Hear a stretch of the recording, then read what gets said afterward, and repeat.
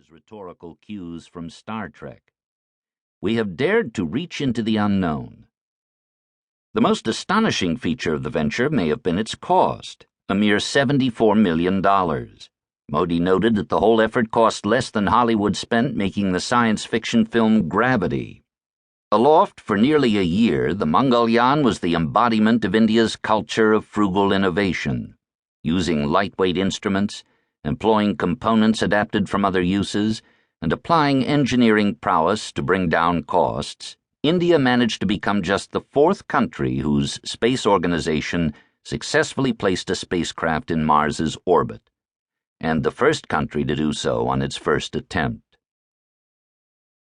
These big, important stories incorporate common threads that are by turns bewildering and delightful.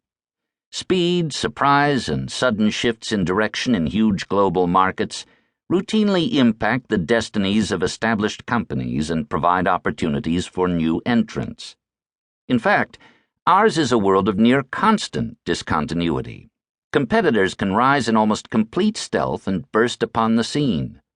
Businesses that were protected by large and deep moats find that their defenses are easily breached. Vast new markets are conjured seemingly from nothing.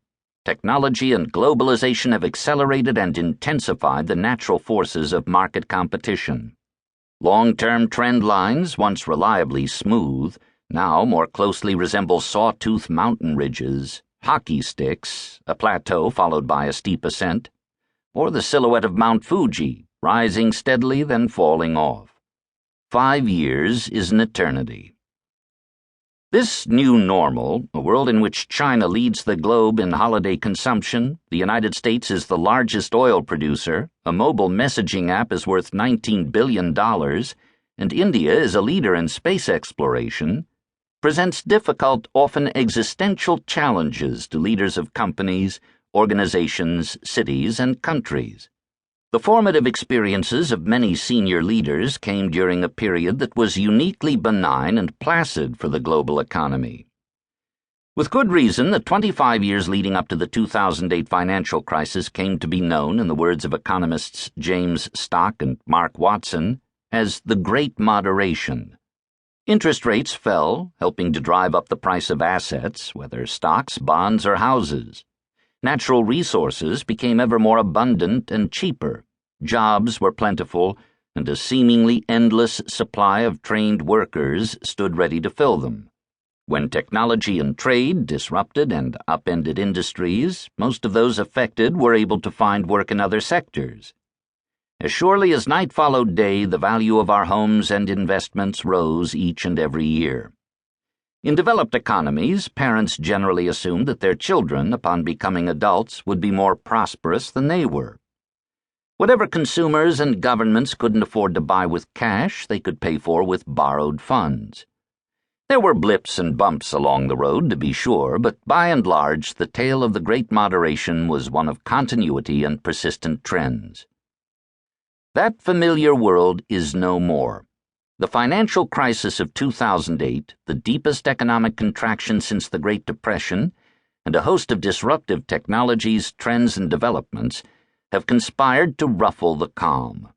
Many of the long-standing trends that made life so pleasant for investors and managers during the Great Moderation have broken decisively. After nearly 3 decades of declining interest rates, the cost of capital cannot get cheaper, and it could rise over the next 20 years.